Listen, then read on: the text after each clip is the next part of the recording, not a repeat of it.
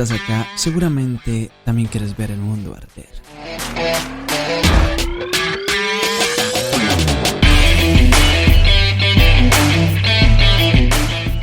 Y no, amigos, me refiero a un mundo ideológico. No me estoy refiriendo a un mundo real, material, donde todos nos juntemos para ir a quemar, no sé, universidades, iglesias, gobiernos no estaría mal.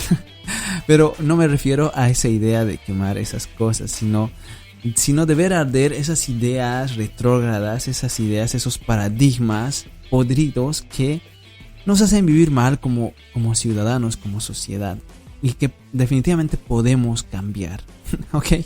Bueno, bienvenidos a este nuevo capítulo, a este nuevo podcast. Soy el Dr. David Vargas y estoy muy feliz por la aceptación que este material está teniendo en ustedes.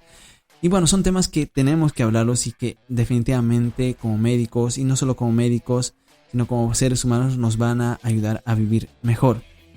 Las jerarquías y cómo nos afectan no solo es un tema que es inherente para médicos, sino también para cualquier profesión o cualquier estrato social, en cualquier lugar, cualquier país, porque básicamente todos vivimos en una organización. Bueno, hace unos días les pedí por YouTube, por Twitter y por Instagram que me den su opinión. La verdad no pensé que mucha gente iba a participar y en verdad me sorprendió la cantidad de respuestas que he tenido. O sea que esto sí es algo de lo que tenemos que hablar. Y he tomado todas esas ideas, esas experiencias, algunas las he comentado acá, obviamente con autorización y bueno, o también poniéndoles en el anonimato.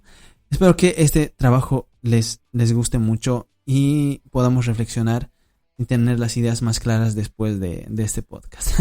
Bueno, mientras más los leía a ustedes, más los escuchaba, más ideas surgían en mi cabeza porque yo básicamente quería hablarles de una experiencia que había tenido.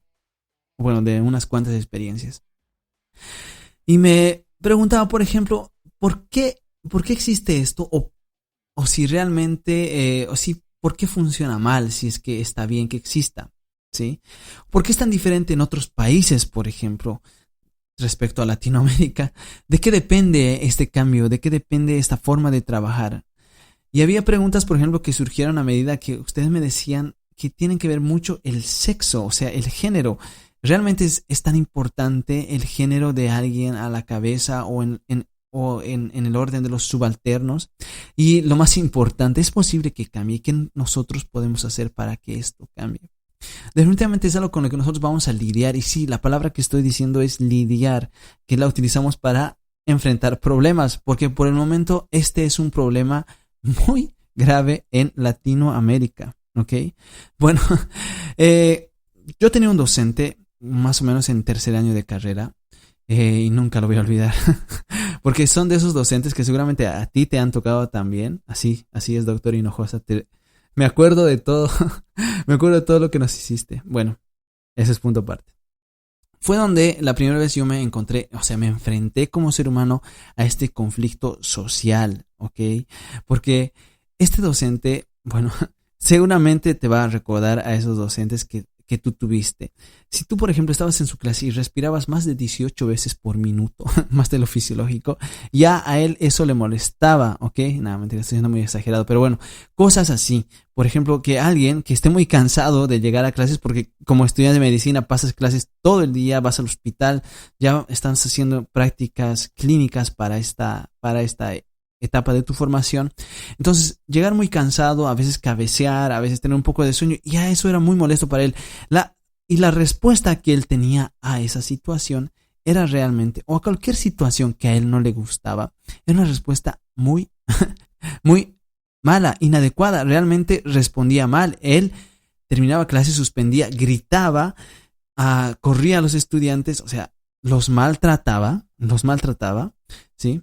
Y realmente era muy, muy deplorable, o sea, una conducta pésima, mala. Pero él, juntamente con otro grupo de médicos, como sucede en todas las universidades, pertenecían a esa fama de ser médicos muy pros, como le diríamos en la jerga urbana. No, o sea, médicos muy buenos en lo que hacían, ¿ok? Obviamente se creaban leyendas urbanas en base a estos docentes, como sucede en cualquier universidad. Bien, no puedes creer de qué momentos, o sea, este sujeto se encontraba bien o se encontraba mal, porque a veces en clases de pronto algo lo molestaba y decía, bueno, desaparezcan de la clase en 5 segundos. Y él se ponía a contar como si fuera un militar. Y a veces lo encontrabas en la calle y estaba súper tranquilo y lo saludabas y tú decías, ¿qué pasa? O sea, este sujeto es el mismo que nos da las clases. Y mi pregunta era, ¿por qué? ¿Por qué él actuaba así? Bien, era el jefe de la terapia intensiva del hospital universitario de mi ciudad. Ajá. Y bueno, si las chicas también están pensando si tenía o no problemas con las chicas, pues sí, también tenía problemas con las chicas. Y bueno, ahora que me pongo a pensar, también había docentes de años inferiores que aunque no eran tan buenos docentes, porque bueno, él, cualquiera, y eso está mal, podría justificar y decir, bueno, pero si es un genio, o sea, puede hacer lo que él quiere. Prácticamente esa idea nos inculcan desde años inferiores a la carrera, ¿ok? Y eso está mal.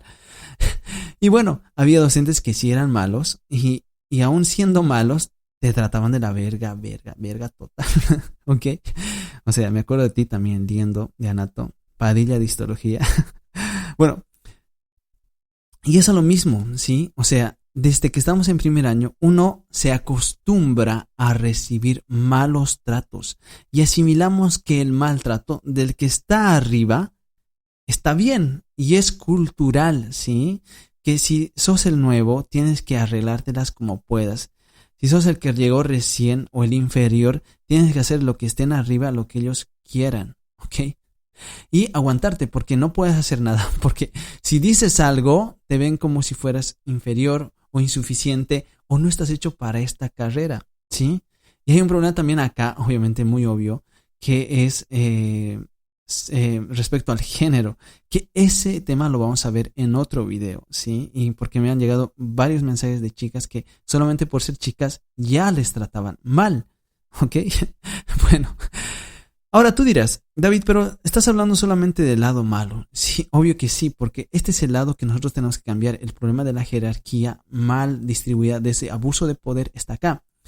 Pero también hay un lado bueno. El lado bueno donde están aquellos médicos, aquellos residentes, aquellos docentes que están cambiando las cosas. Y bueno, de eso vamos a hablar muy poco ahora porque bueno, si es bueno mejor que siga creciendo. Lo que tenemos que lograr cambiar es lo malo, ¿ok? Bueno, como les iba contando, cuando llegué al internado las cosas no cambiaron mucho. Me encontré con todo tipo de docentes y esto sí o sí se regía bajo una organización militar y evidentemente es así. Y para los que no conocen un servicio, bueno, la mayoría de los que me escribieron seguramente ya conocen cómo funciona un hospital, cómo funciona un servicio. Tenemos ahí una cabeza, tenemos después de ellos están los médicos de planta, los médicos adscritos, los contratados, ya después de toda la cabeza de los jefes que están arriba con alguna función específica dentro del trabajo, del equipo de trabajo. Ahí abajo están los residentes, que son médicos ya titulados, que están cumpliendo funciones para, bueno, terminar su formación como especialistas. Ellos también están divididos en grados, dependiendo del año de formación en el que se encuentren. Tenemos los R5, por ejemplo, para neuro, que tienen ese alto grado. Después están, por ejemplo, los R3, R2. Luego están los R1, debajo de los R1 y después de todo el equipo de salud, de las enfermeras, de los camilleros, de la bolsa roja de patógenos. Ahí abajo estamos nosotros, los internos de medicina. Bueno, el problema de esta organización piramidal en realidad es la funcionalidad de la misma, que puede terminar en abuso de poder. Pero esto es distinto en otros países, ¿sí? O en otros incluso servicios, ¿ok? En otros lugares donde el equipo de trabajo hace un excelente trabajo y las relaciones entre ellos casi es, bueno, sí, en todos los lugares hay problemas, pero bueno, los problemas están limitados a la pequeña milésima fracción de posibilidades, ¿ok? En otras palabras, hay lugares donde las jerarquías son buenas y hay lugares donde las jerarquías son malas, o por mejor decirlo así, hay lugares donde las jerarquías sí funcionan y hay lugares donde no funcionan, ¿ok? ¿A qué se debe esto? Y sí, esto es totalmente militar, o sea, estamos prácticamente, esta pirámide que nosotros tenemos en los servicios es prácticamente militar. Bien, esto, o sea, y lo que les voy a comentar ahora es de un artículo que lo escribió el científico, el sociólogo Hofstede, ¿ok?